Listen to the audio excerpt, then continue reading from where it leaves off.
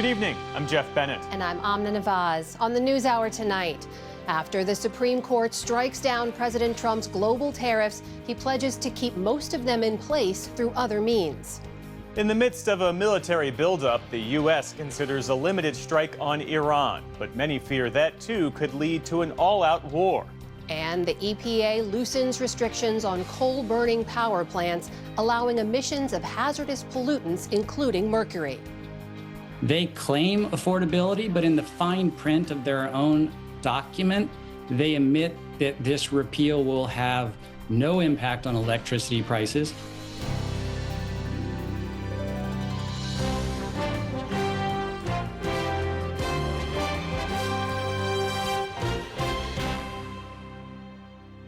Major funding for the PBS NewsHour has been provided by... On an American Cruise Line's journey, travelers can experience the maritime heritage of the Maine coast and New England islands. Our fleet of small cruise ships explores seaside villages, private harbors, and historic lighthouses, while experiencing the local customs and cuisine that define New England.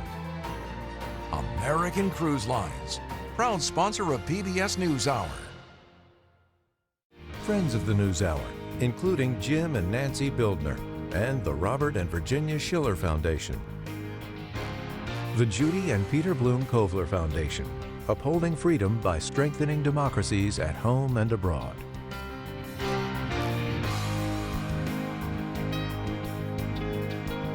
And with the ongoing support of these individuals and institutions.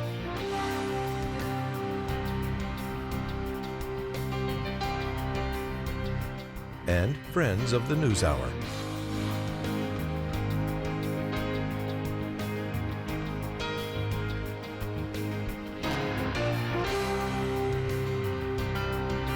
This program was made possible by the contributions to your PBS station from viewers like you. Thank you. Welcome to the NewsHour. The Supreme Court struck down most of President Trump's global tariffs today in a 6-3 decision that is a major blow to his economic agenda. The court ruled that President Trump did not have the authority under a 1977 economic emergency law to issue such sweeping tariffs. The president responded forcefully, using sharp language to criticize the justices who ruled against him, calling them unpatriotic and disloyal to the Constitution. At a press conference, he said he would move forward regardless, vowing to impose a global 10% across-the-board tariff under a different law. The Supreme Court's ruling on tariffs is deeply disappointing, and I'm ashamed of certain members of the court, absolutely ashamed, for not having the courage to do what's right for our country. The Democrats on the court are thrilled, but they will automatically vote no. They're against anything that makes America strong, healthy, and great again.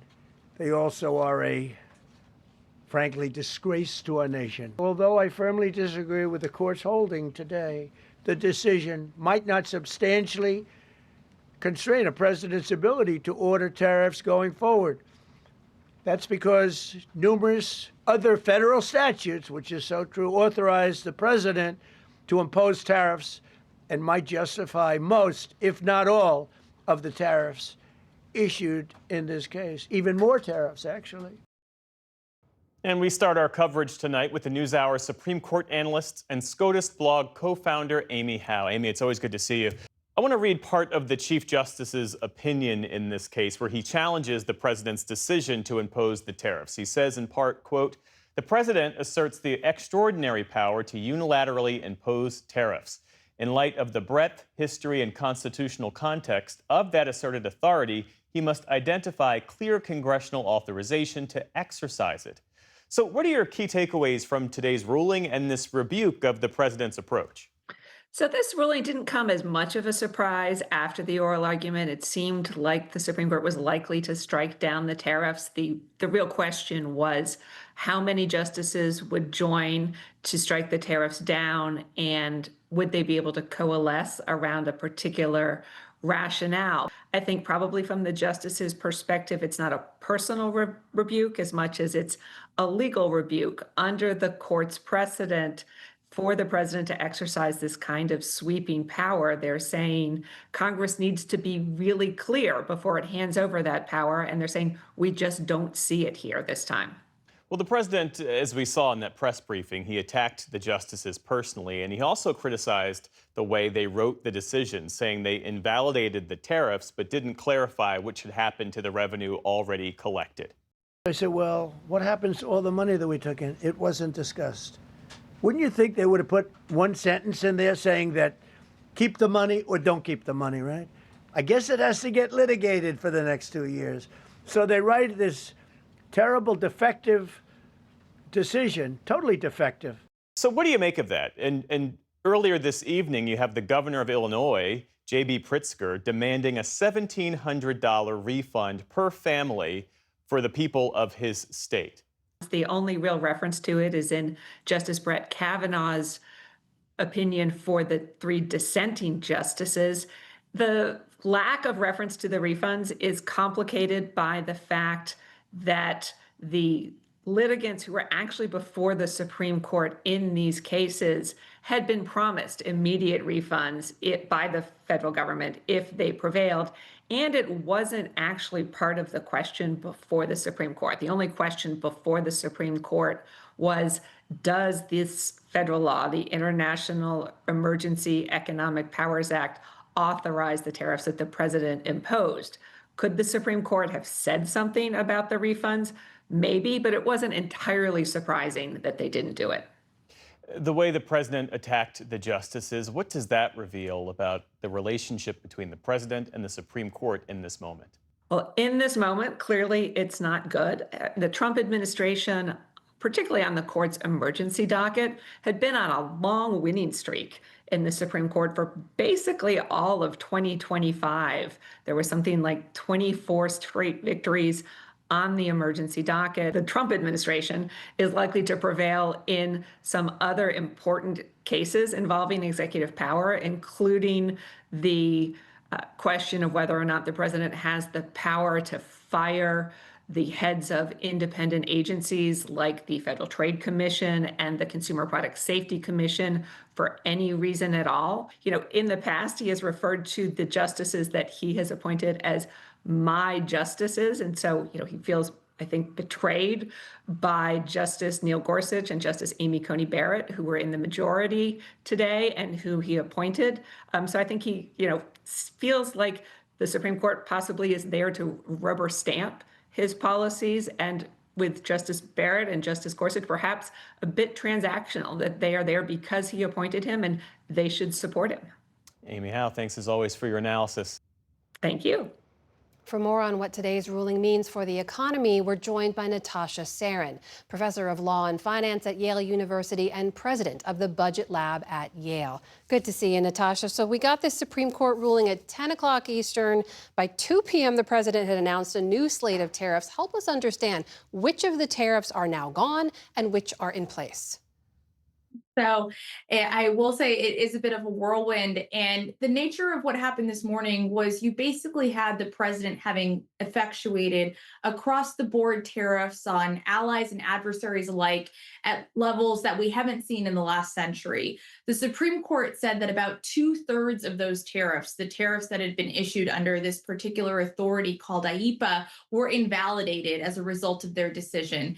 And then, as was widely expected as a result of a decision like this, the president said he plans to use other authorities like Section 232 or Section 122 of the Trade Act in order to be able to essentially keep in place tariffs that were at levels that were dismissed by the Supreme Court earlier this morning. That's actually a harder thing to do in practice than you might think, having listened to the president this afternoon, because there are more rules and process requirements associated with the other authorities that he's trying to deploy, which is why his preferred authority was one that the Supreme Court said simply couldn't weather the burden of tariffs as broad-based as prices, those that this administration has pushed for. And you just heard a little bit about this in the previous conversation. What about those billions in tariff revenue?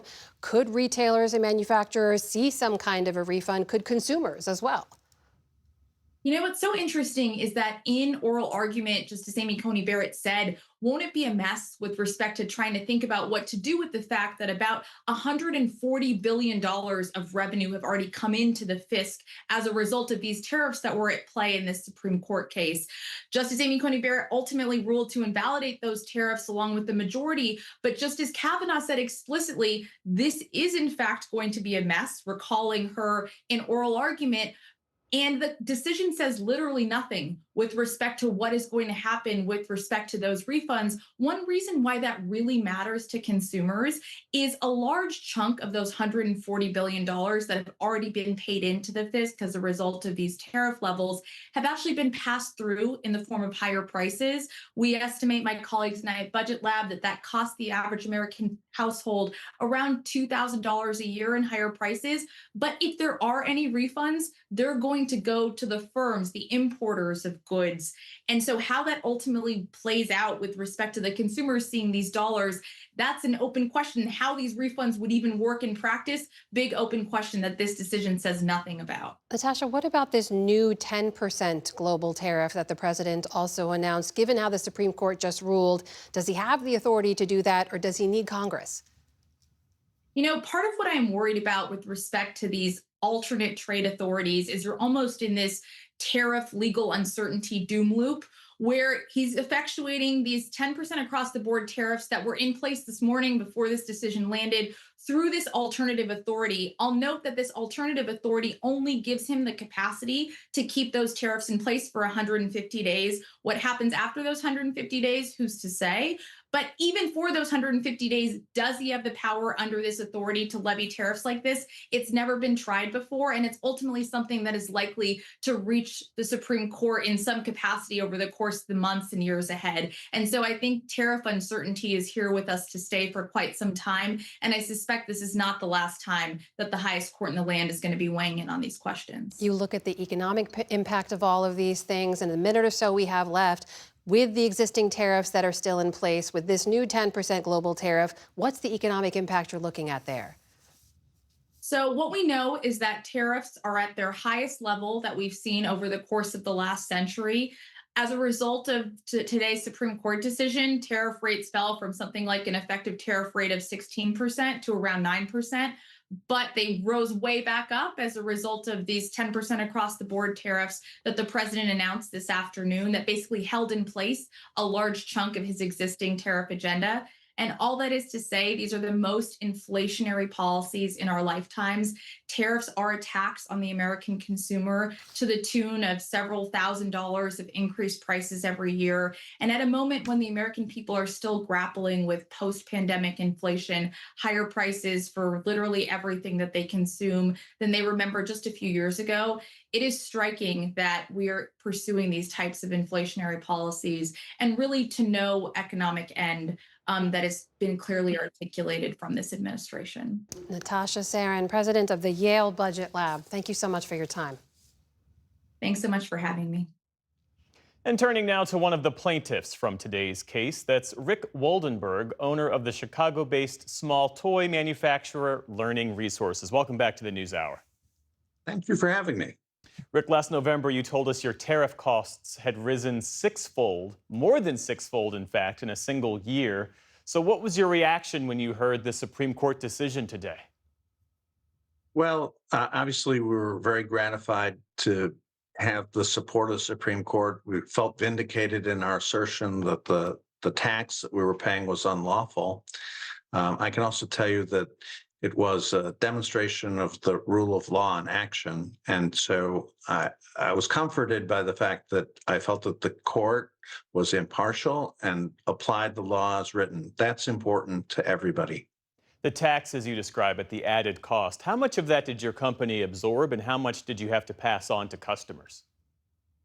Well, it's an interesting question. You know, I took a look at it and our tax rate, federal plus state plus IEEPA tariffs, was in excess of 100% last year. And so You can't stay in business if you make $1 and you pay more than $1 in taxes. You will eventually have no dollars. So we had to pass it on, and that tells you exactly why other companies had to pass it on too. You can't have a marginal tax rate that is greater than your earnings. So we passed on some of it. We passed on as little as we felt we could manage. And in heading into 26, we already decided we were going to win the case. And so we decided to treat our financials as if we weren't going to pay tariffs, and we didn't raise our prices. So we're actively trying to average our price down to where we think it would have been. The president today, in railing against the Supreme Court, announced a 10% global tariff. So in practical terms, what actually changes for your business tomorrow? Well, at least our tax rate went down because most countries were being taxed at 18, 19, or 20%. And when I say the countries were being taxed, I mean we were being taxed to the tune of 18 or 19 or 20%. So now at 10%, that's about a reduction in half. It didn't go to zero. And Section 122 can only impose a tax for 5 months. So I guess we'll see what happens after that. As we were discussing earlier, the court in striking down these tariffs didn't spell out what happens to the revenue already collected. What's your hope and expectation? Well, they did say that the law does not provide for tariffs. So the tariffs were unlawful when imposed. That means that the government took money from us they had no right to take. And just like paying too much in taxes, they have to give it back with interest. That's what the law provides. So it was never anyone's expectation, I don't think, that the Supreme Court would fashion a remedy. They will send it down below, but having for the remedy to be created. But they also said quite clearly these tariffs were collected unlawfully. That means they have to be returned. And lastly, Rick, I'm not sure if you were watching the press conference with the president today, but he resorted to name calling when talking about you and the other plaintiffs. I won't repeat what he said. Harsh language, choice words to be sure. I wonder if you have a response to that. Somebody told me he said I was good looking. He didn't say that.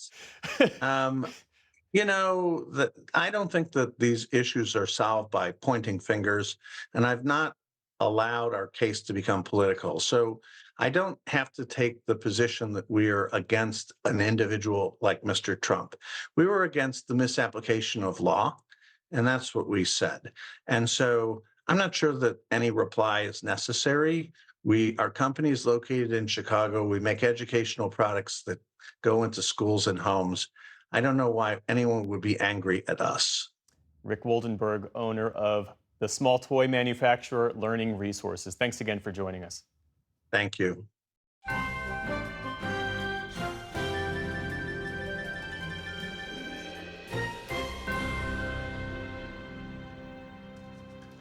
Today, President Trump suggested he was considering a limited strike on Iran, while Iran's foreign minister said he was drafting a new diplomatic proposal as part of ongoing negotiations. The public statements come as the United States continues to deploy a large number of military assets in the region. Nick Schifrin's been following this all and joins us now. So, Nick, what did we hear from the president today? Well, as you said, the president suggested that he was considering a limited strike on Iran in order to try and convince Iran to accept a diplomatic deal. That seems to confirm a report in the Wall Street Journal, but he said it with a smile in a chaotic room. So let's take a listen to the question, to the answer, and also what he said about the nature of the deal this afternoon. President, are you considering a limited military strike to pressure Iran into a deal? Thank you, press. Keep moving. Thank you. Are you considering a limited strike, sir? Thank you, press. Thank you, press. They better negotiate a fair deal. President Trump also said today that Iran's crackdown of an unprecedented number of protests last month killed 32,000 people. That's a number I've heard some activists use, but the U.S. government has never used before today. Remember, Amna, the crackdown was what started this round of threats. President Trump warned that if Iran killed protesters, he would respond. Iran crossed that red line by the thousands, but other than Starlinks, the president never enforced his red line. Nick, is it fair to say with the president's statement, the number of military assets in the region, the military threat has gone up in the last few days? Yeah, I mean, this is one of the largest deployments to the Middle East in decades. You know, let's take a look at the map, and I want to point out a few things. You see the green triangles there. Those are the dozens of bases that the U.S. has access to that Iran is threatening to target. The red triangles, right? 2 carrier strike groups, one south of Iran, the other entering the Mediterranean, sailing east. And all of those yellow dots, more than a dozen ships, those can fire missiles toward Iran, but also contribute to air defense. In addition to all of that, there are dozens of additional fighter jets that have been deployed to the region. And officials tell me all of this gives the president a range of options for military strikes. What do we know about what Iran's saying, how they would respond to even a limited strike? So a regional official told me and other reporters last night that Iran would respond to even a limited strike by walking away from the negotiations. So the idea of a limited strike producing a better result in negotiations, he said, was not true. And that was echoed by every expert I talked to, and these experts have a range of opinions. It was also echoed by Iran's foreign minister, Abbas Araghchi, speaking on MS Now's Morning Joe. Military option would only complicate this, would only bring about disastrous consequences, not only for us, perhaps for the whole region. If you talk with the Iranian people with the language of respect, we respond with the same language. But if they talk to us with the language of force, we would reciprocate with the same language. Araghchi also said that Iran would finalize a new offer to the U.S. for diplomatic talks in the next 2 to 3 days. But he said that the U.S. had not asked Iran to freeze enrichment or to go down to zero enrichment, which is the administration's public position. What we are now talking about is how to make sure that Iran's nuclear program, including enrichment, is peaceful and would remain peaceful forever. A White House official tells me tonight, quote, Iran cannot have nuclear weapons or the capacity to build them, and they cannot enrich uranium. That seems to me, Amna, a declarative statement against Araghchi's claim. And again, all experts saying right now that it's pointing to some kind of U.S. military strike in the near future. All right, Nick Schifrin, thank you very much. Thank you.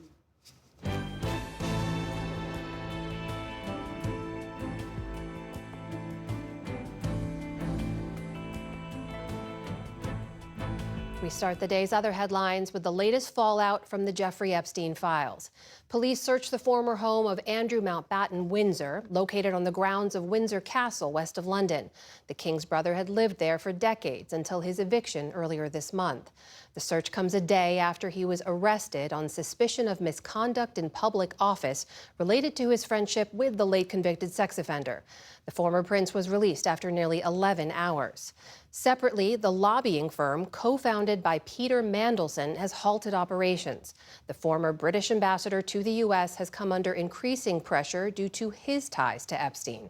And in this country, Bard College in New York has opened an independent review into the relationship between Epstein and the school's longtime president, Leon Botstein. The Trump administration is requiring all truckers and bus drivers to take commercial driving tests in English. The move was announced today by Transportation Secretary Sean Duffy, who said it would get unqualified drivers off the road and improve safety. Just because you're a foreigner, that doesn't mean that you can't drive a big rig. You can't drive a truck. Well, what's happened that we've had so many unskilled, unqualified, untrained drivers on American roads? Many states allow drivers to take license tests in other languages, but still require that they show proficiency in English. Today's announcement is part of a broader crackdown on the industry since a fatal crash last August involving an immigrant driver who officials say was in the country illegally. In New York, the largest nursing strike in decades is close to ending after thousands of nurses reached a tentative agreement with management today.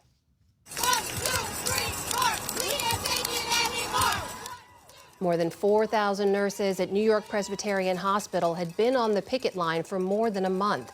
The union says today's deal includes staffing improvements, a 12% pay raise, and safeguards against the use of AI. If approved, nurses could return to work as early as next week. They would rejoin the nearly 11,000 other New York nurses who ratified contracts with 2 other hospitals last week. In Venezuela, opposition groups say a new amnesty law that could lead to the release of hundreds of political prisoners does not go far enough. Acting President Delcy Rodriguez signed the measure yesterday.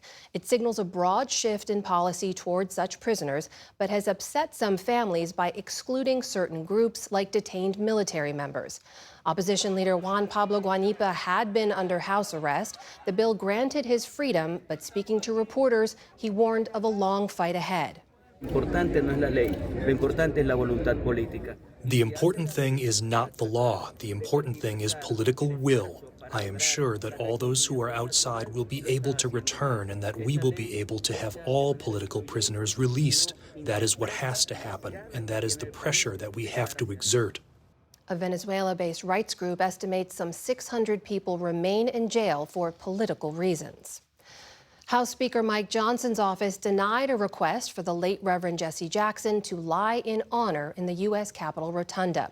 Jackson's family and some House Democrats had filed the request for the civil rights icon who died earlier this week at the age of 84. In rejecting the request, the Speaker's office cited past precedent. Most recently, a request to honor slain conservative activist Charlie Kirk was also denied. But there have been some exceptions, including civil rights icon Rosa Parks in 2005 and the Reverend Billy Graham in 2018.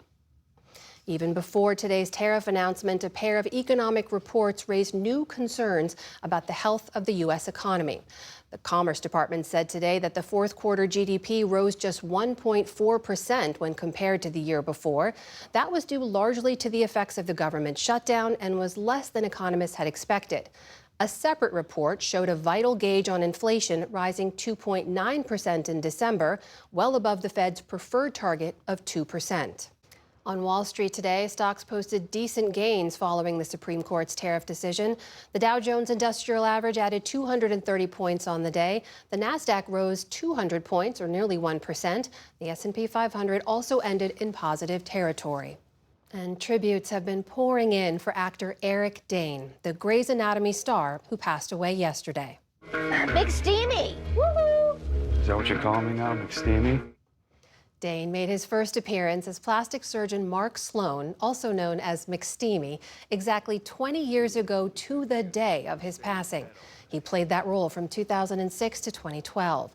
Dane also portrayed the troubled Cal Jacobs on HBO's Euphoria, among other TV and film appearances. Last April, he announced he'd been diagnosed with ALS, a progressive disease also known as Lou Gehrig's disease, and became an advocate for the illness. After his diagnosis, Dane recorded this video message speaking directly to his teenage daughters. I hope I've demonstrated that you can face anything. You can face the end of your days. You can face hell with dignity. Fight, girls, and hold your heads high. In a statement, his family said, quote, he will be deeply missed and lovingly remembered always. Eric Dane was 53 years old. There are just 2 days of competition left at the Winter Olympics, and the U.S. is looking to lock in a few more medals before the Games wrap up. There are spoilers ahead, so fair warning. 31-year-old U.S. skier Alex Ferreira finally got a gold in the men's free ski halfpipe. He's won silver and bronze in past Olympics. The U.S. men's hockey team dominated Slovakia today, winning 6-2. They will face arch rival Canada in the gold medal match on Sunday, the last day of the Games. U.S. women's curling came up short against Switzerland, so they'll vie for the bronze tomorrow. Looking at the overall medal count, the U.S. remains in second place with 29. Norway maintains the lead with 37 medals, and with 17 golds, broke its own record for most golds at a single Winter Games. Still to come, on the NewsHour, Wyoming Governor Mark Gordon discusses key issues facing states in this politically fraught time. David Brooks and Jonathan Capehart weigh in on the week's political headlines. And Palestinians in Gaza observe Ramadan despite enormous destruction and loss. This is the PBS NewsHour from the David M. Rubenstein Studio at WETA in Washington, headquarters of PBS News. The Environmental Protection Agency is scaling back limits on toxic emissions from coal-burning power plants, clearing the way for them to emit more hazardous pollutants like mercury. Stephanie Tsai has more on these changes. That's right, Amna. In a statement today, the EPA said the deregulatory action will ensure affordable, dependable energy for American families and restore American energy dominance. Public health advocates are warning that rolling back limits on mercury and other hazardous air pollutants would harm human health and ultimately drive up healthcare costs, too. To get more on that and the environmental perspective, I'm joined by John Walk from the Natural Resources Defense Council, or NRDC. John, thank you for taking the time to join the NewsHour. As you know, the administration can't really roll back all the mercury restrictions, which courts have upheld under the Clean Air Act since 2012, right? So what is the Trump administration doing exactly, and what do you think is the ultimate goal? The Trump EPA today rolled back safer limits on mercury pollution by 70%. They rolled back safer limits on toxic soot pollution by 2/3, and they rolled back any need for continuous emissions monitors. They claim affordability, but in the fine print of their own document, they admit that this repeal will have no impact on electricity prices. And indeed, the safer limits and better monitoring would have had no impact on electricity prices. Now, we did ask a representative with the Trump administration's EPA to join us. They declined, at least for today, but they pretty much share the power industry's perspective on this, which is that the additional regulations Biden's EPA put forth were harmful to the coal industry and energy security. The head of America's Power issued a statement today that stated that, quote, repealing the 2024 rule helps prevent premature retirements of coal plants and strengthens grid reliability at a critical moment. John, how much of a lifeline does this rule change give to the coal industry, which has been on the wane for many years, and what are the greater repercussions of that? No lifeline at all, actually. EPA, again, in the fine print, found that this would have no impact on coal plant retirements. And the Biden EPA, when it strengthened the standards, also found it would have no impact on retirements. The truth is that the coal industry has faced headwinds from competition with cleaner renewable energy from plants that burn methane gas. And there has been a steady downward spiral of electricity generated from coal over the past decade. And that will continue, notwithstanding this attack on health safeguards and clean air protections.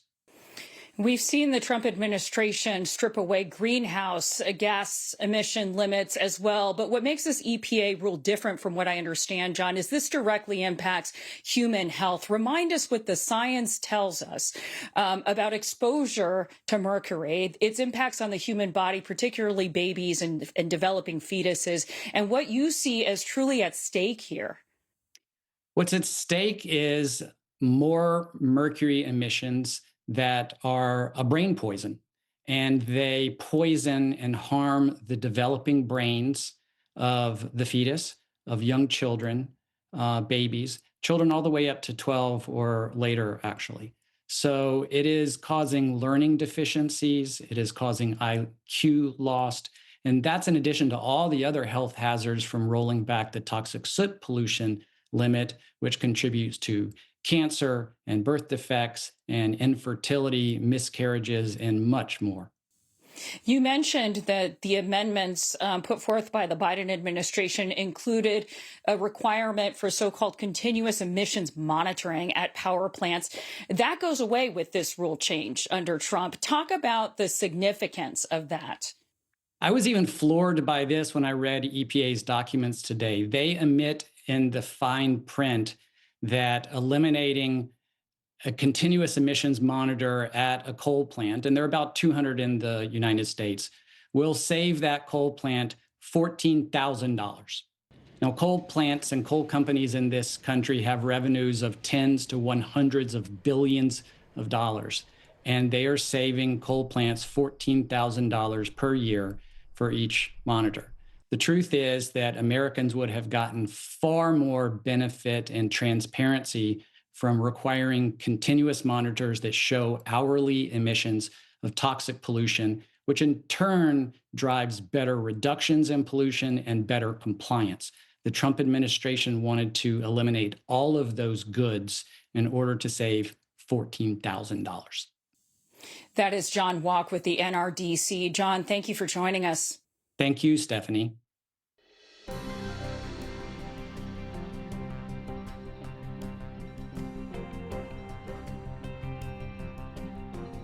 President Donald Trump welcomed both Democratic and Republican governors to the White House this morning for a bipartisan meeting. As that gathering was underway, the U.S. Supreme Court handed down its major ruling on tariffs, a decision that could affect a number of states, including Wyoming, where trade and energy production play an important role in the state's economy. Wyoming's Republican Governor Mark Gordon attended the morning's gathering of governors and joins us now. Thanks for being here. Wonderful to be here. Thanks so much. I want to start with trade, since the Supreme Court, as you know, struck down the administration's tariffs. How does that decision change the outlook for Wyoming producers and exporters, especially ranchers, energy companies, for instance, that rely on global markets? Well, I think that's a good question. What I would say is that we had already started some work with Japan and other countries in Asia to talk about getting our natural gas off the West Coast. Be able to get our coal off the West Coast. It's not really clear to us exactly how this trade decision will change that. I think Japan, for example, was very high. Governor Lujan Grisham and I were in Japan last year, and they were very high on the notion of being able to buy American energy. We hope this continues and that trade deficit is able to be decreased. What are you hearing from industry in your state? We were all beginning to adjust to it. You know, our ability to, first off, beef is a big part of our economy. Our concerns were domestic consumers. The market's been really quite good. As far as energy is concerned, you know, our interest is being able to get that offshore. We have tremendous amounts of energy, and we're really looking at AI as being a boon to us. So we're going to adapt kind of however it comes best for us. Right now, it's a little hard to know if it's going to change our manufacturing, any of that stuff. On energy, President Trump pledged to expand domestic energy production. What specifically has the administration delivered for Wyoming, and where do you still want action? Well, I think we're very excited about this administration because we are not constraining what we can produce. So we have Wyoming's a powerhouse. We have tremendous amounts of fossil fuel, where we've led the nation on carbon capture and other things that can make sure that we can both address climate issues and produce more energy that's available and can be produced easily. We have tremendous resources of wind and solar. And then we've also built up our nuclear industry. TerraPower and BWXT are both doing work in Wyoming now. So we're very excited about this administration kind of opening that up. There's still some legacy pieces that we're working through. The last administration had put some constraints on some of our ability to develop, and we're hoping that those can be done away with fairly quickly. Let's talk about that, because there's news on environmental regulation today, too. The administration announced it's rolling back some clean air regulations for power plants, including limits on mercury and hazardous air toxins. Wyoming has taken steps to regulate methane and wildlife conservation. So how do you balance environmental stewardship with economic competitiveness? Well, I think one of the most important things for Wyoming has been, if we do it locally, we have stakeholder engagement. The people that work in the energy business are also hunters. They love the outdoors. They love taking their family fishing. So they care a lot about what we're able to do, which is why we have tried to balance how we develop our energy in a way that preserves our migratory game pathways, make sure that our sage-grouse populations are protected. And the state has done that, and it has done it very successfully. I think when we look at what we can do, as opposed to telling us what we can't do, and we say we want to balance environmental protection with development, we don't want to hold back the energy this nation needs, I think you look at the people who can solve those problems on the ground, and this administration has allowed us to do that. Why do you think this has been controversial at the federal level, where it seems like you found a strategy for success in the state level? Yeah, that's a good question. And you look at the results that we have, and generally speaking, people are saying, gosh, that's working with sage grouse, that's working with migratory game animals. There may be just this notion that Washington can cure everything. If we do it here, we can make it happen elsewhere. The real resistance I have to that is that we have private property interspaced with state and federal lands. And when you try to impose the federal will on that, you don't have stakeholder engagement, you don't have stakeholder belief in the outcome, and that's the difference. Wyoming is one of the most reliably Republican states in the country. Does that free you up to govern pragmatically? Yeah, I think it does. I think what Wyoming is really focused on is sensible solutions to making sure that we can still power our nation. We're the nation's first national park. That's deep in our DNA. And so I think what it has given us is the ability to kind of work carefully with property owners and others to find the best solutions. We've worked also with Democrat administrations as well, and I think one of the friendships that I treasure most is my relationship with Governor Lujan Grisham. We both are energy states. We are not going to agree on everything, but we realize that together we can probably do a better job of representing what's important to America if we do work together. Wyoming Governor Mark Gordon, thanks for coming in. Thanks so much.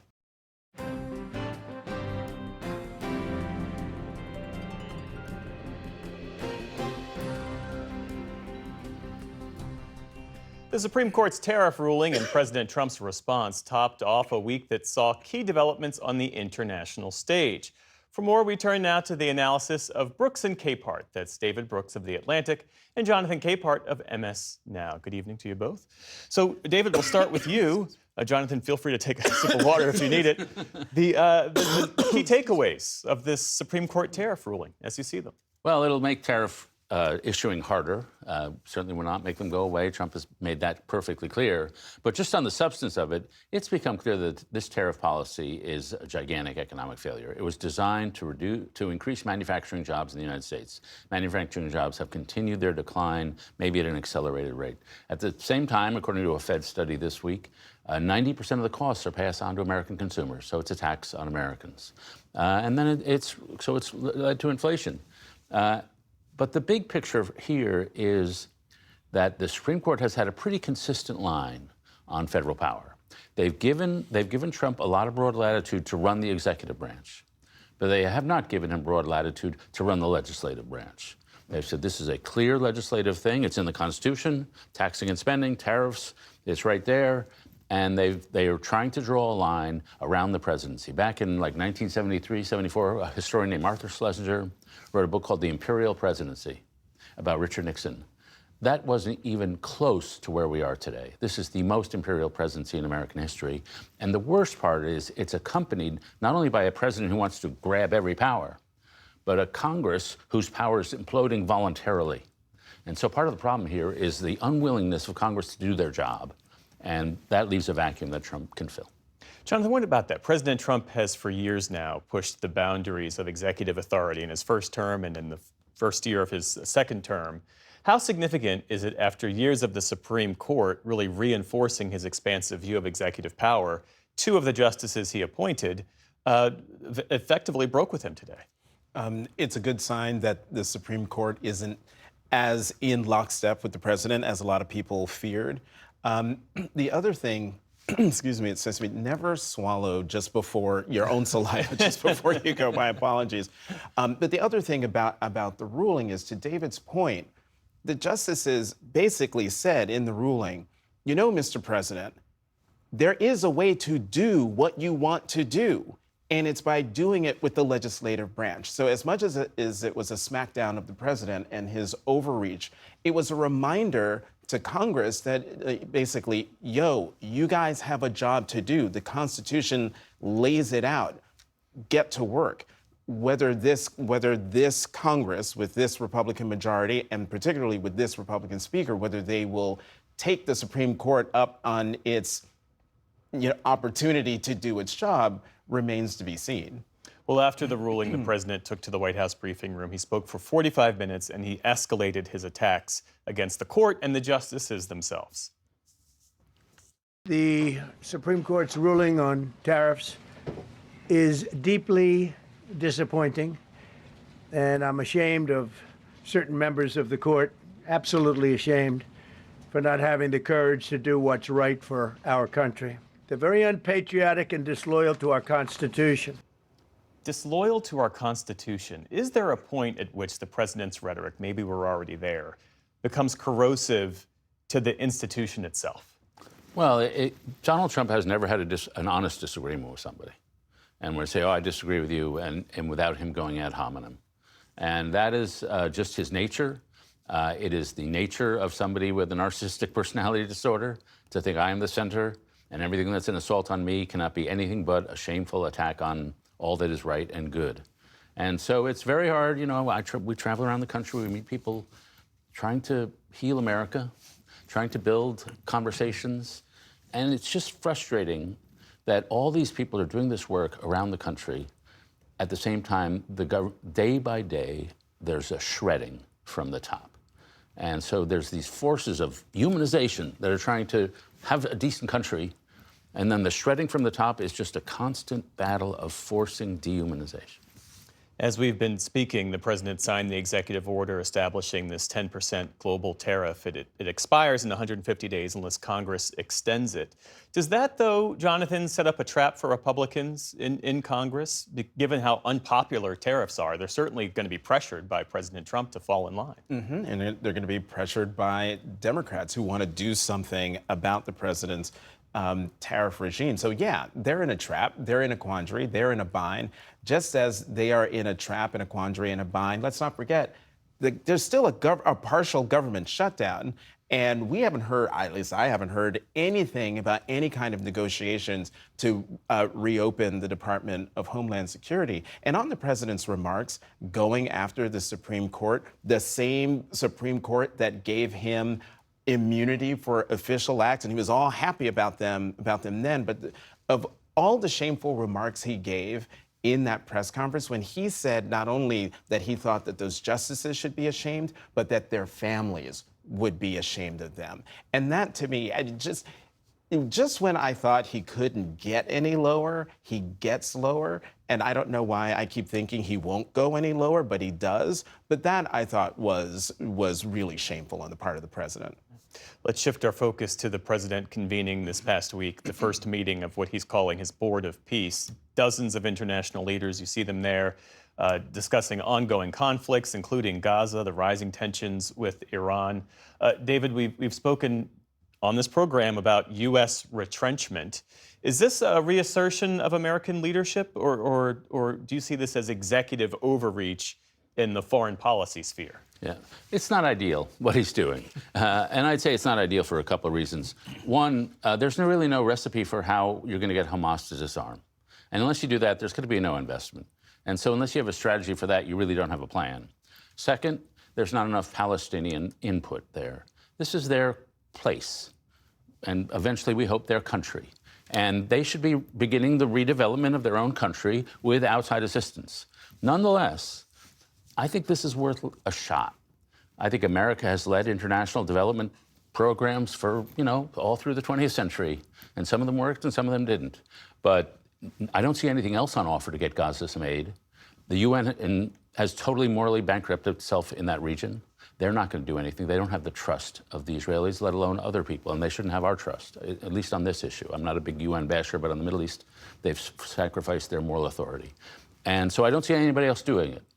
And so if Trump wants to lead an international coalition to do international development in Gaza, I don't see anything better on offer. Here's my question, though. And if I had an opportunity to ask the president questions, this is what I would ask him. Mr. President, two-part question. One, where is the $10 billion you committed yesterday? Where is that money coming from? And two, into which bank is it, offshore bank, is it going to?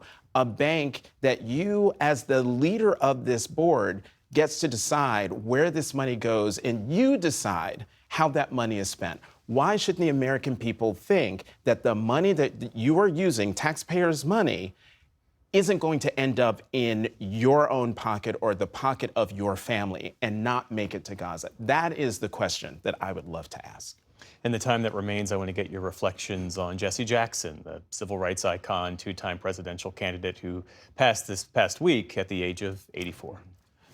Reverend Jackson, historic figure, and I think of it in terms of what Ambassador Young said to me in an interview years ago. That Reverend Dr. King said to them, "Most of us won't live till 40, but if we live past 40, we'll make it to 100." And he felt an obligation if he lived past 40. Reverend Jackson ran for president the first time when he was 42 years old, and ever since that first run in 84 and 88, he has been, you could see it in his works, an obligation to try to make the nation better. And I think he did.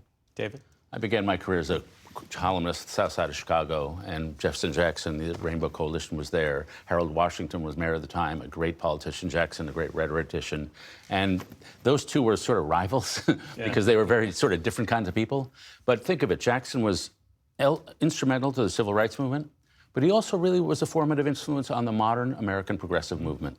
And so he did two big things in his life. And that's, aside from his nice personality and his rhetorical style, that's a life of accomplishment. David Brooks, Jonathan Capehart, always great to speak with you. Have a good weekend.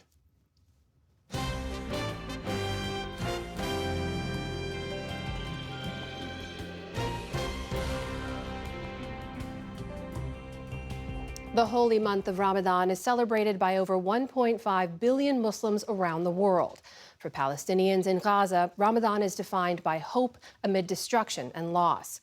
We were able to speak with people in Gaza, in part with the help of our NewsHour videographer and producer Shams Odeh, to get a closer feel for their celebrations and their sorrows. Bright lanterns line the stalls of this bustling Al Zawiya market in the heart of Gaza's old city, marking the beginning of Ramadan. A stark contrast to the gray destruction just beyond the corridor. The market is one of Gaza's oldest, more than 700 years old. Part of it was destroyed in an Israeli airstrike in November of 2024. The Ramadan staples sold here, from dates to olives and decorations, have been centerpieces for the Muslim holy month for generations. This is the first Ramadan since the ceasefire between Israel and Hamas in October, though Israeli strikes have killed more than 600 Palestinians since. This market is one of Gaza's oldest. Despite the destruction and despite the war that has come to Gaza, we still rebuilt much of it and brought back the lively Ramadan atmosphere.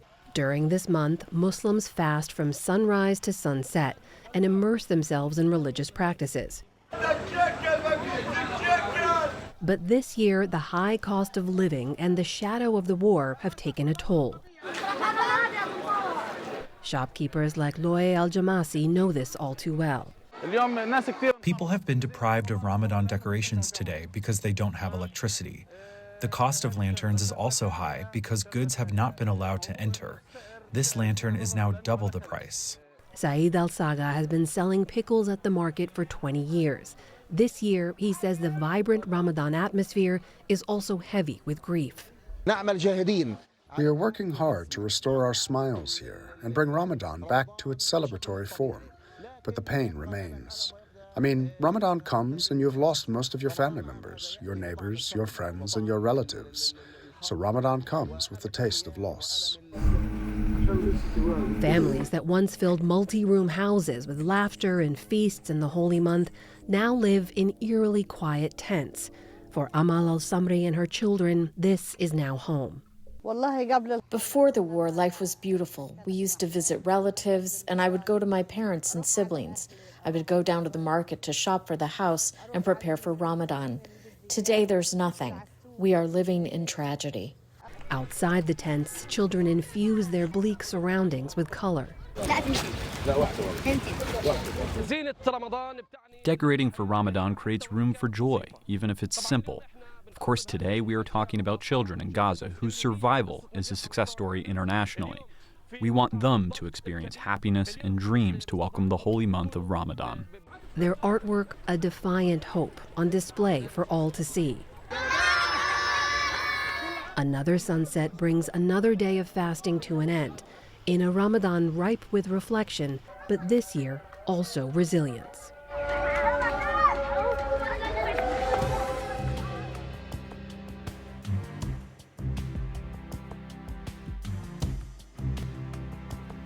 Be sure to watch Washington Week with The Atlantic tonight here on PBS for a look ahead to President Trump's State of the Union address next week. And on Compass Points this weekend, Nick Schifrin and his panel assess China's latest military moves. And on Horizons, William Brangham explores the importance of exercise. You can find those programs on our YouTube page and on your local PBS station.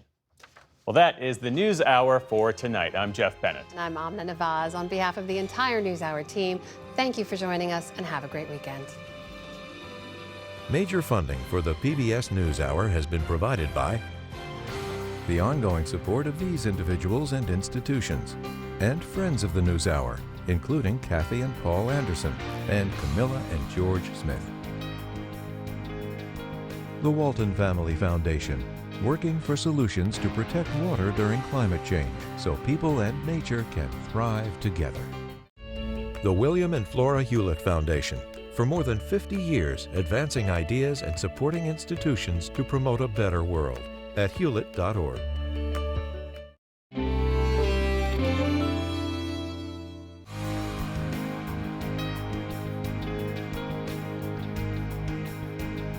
And with the ongoing support of these individuals and institutions.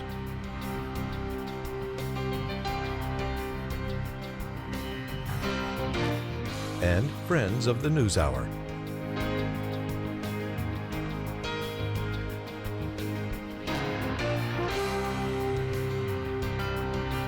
This program was made possible by the contributions to your PBS station from viewers like you. Thank you.